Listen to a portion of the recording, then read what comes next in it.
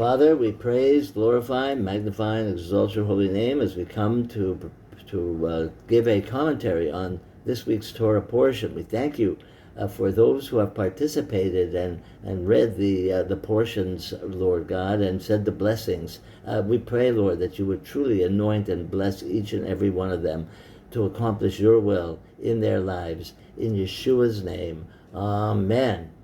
All right, I'm going to read in Deuteronomy. I'm going to read chapter 12 and verses 1, and it's going to be a long reading. I'm going to read all the way from 1 to 14. So follow along in your Bibles as I read this. Deuteronomy 12, chapter 12, verses 1 through 14. These are the statutes and the judgments which you shall observe to do in the land which the Lord, the God of your fathers, has given you to possess it all, all in the days that you live on the earth. You shall surely destroy all the places in which the nations that you shall dispossess serve their gods, on the high mountains, on the hills, and under every green tree. And you shall break down their altars, and dash in pieces their pillars, and burn their Asherot poles with fire. And you shall cut down the engraved images of their gods, and you shall destroy their name out of that place. You shall not do so to the Lord your God, but to the place which the Lord your God shall choose out of all your tribes to put his name there, even to his habitation you shall seek, and there you shall come, and there you shall bring your whole burnt offerings, and your sacrifices, and your tithes, and your heave offering of your hand, and your vows, and your free will offerings, and the firstborn of your herd and of your flock.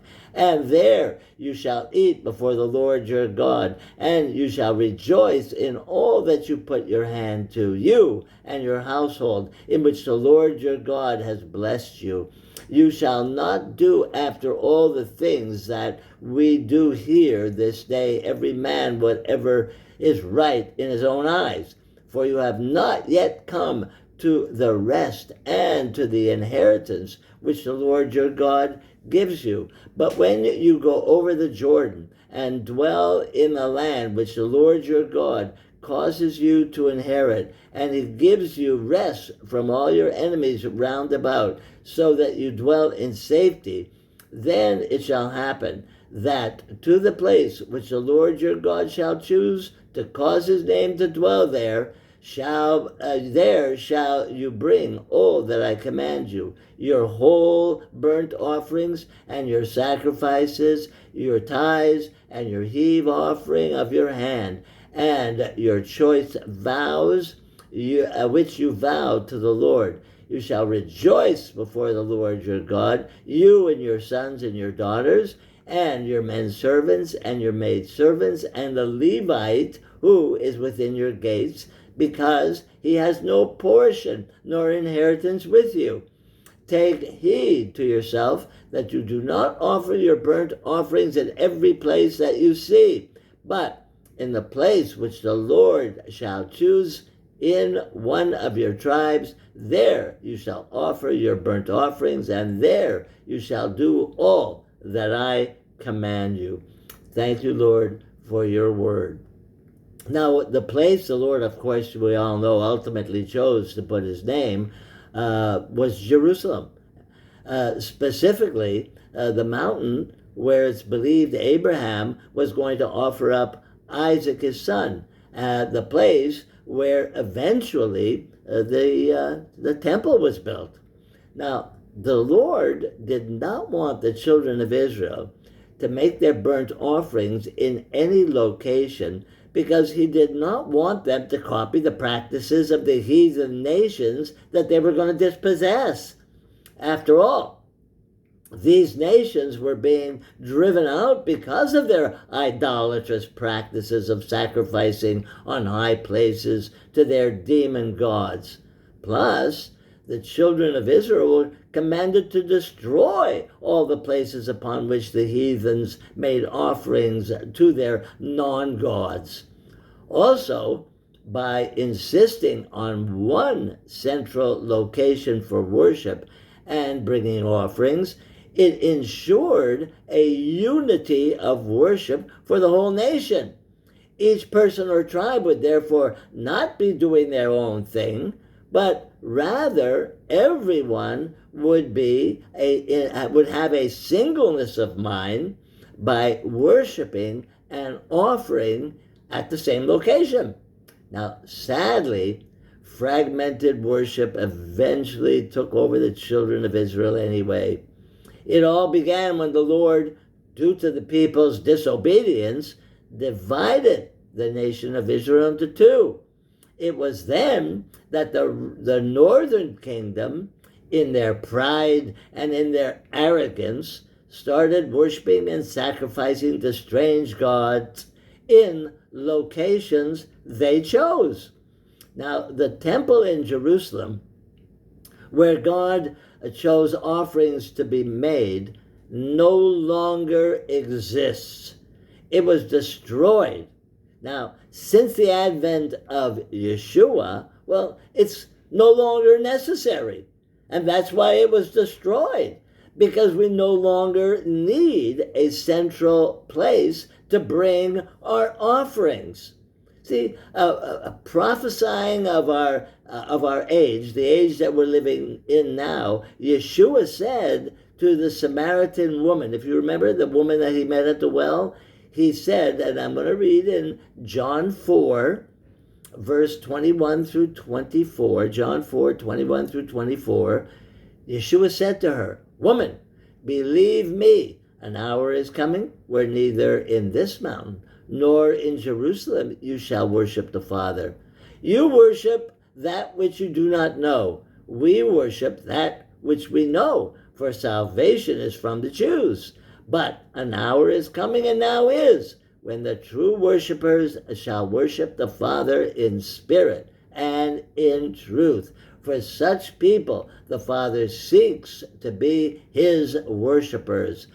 God is spirit, and those who worship him must worship him in spirit and in truth." Thank you, Lord, for your word. Messiah Yeshua has come, and he is our once and for all covering, atonement, and offering for sin and every other offering.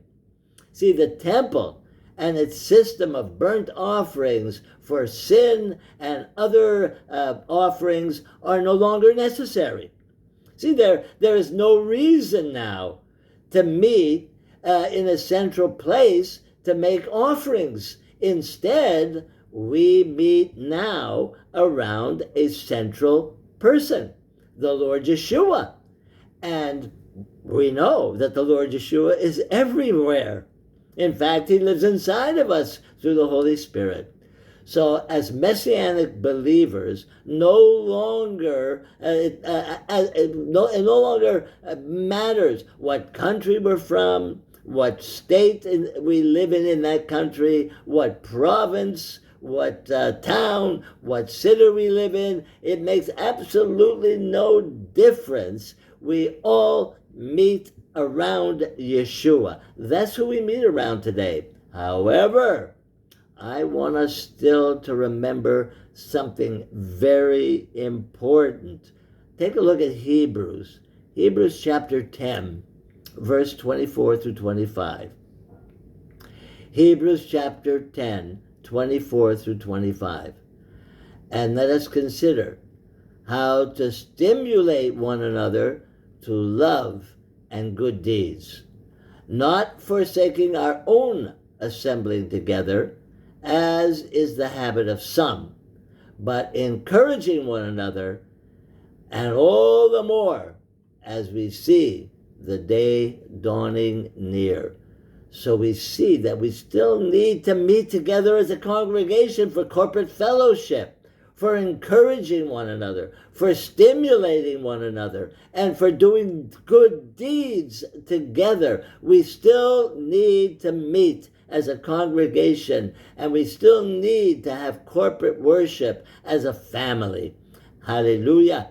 Thank you, Lord. Father, I pray that you, Lord, would find a place for the Nairobi group, that we will truly be able to meet and worship together. That, Lord, that you would break the complacency, that you would break the comfort that has fallen over the Nairobi people, and that, Lord, that they would be encouraged to meet together and to worship together and to praise you together, and Lord, to stimulate each other in love and in good deeds. I pray that, Lord, for every single person that is involved in this meeting today, that you would encourage them to continue to meet together, and that you would encourage them, Lord, to stimulate and to love each other and to do good deeds together. In Yeshua's name we pray. Amen and amen. Glory to God.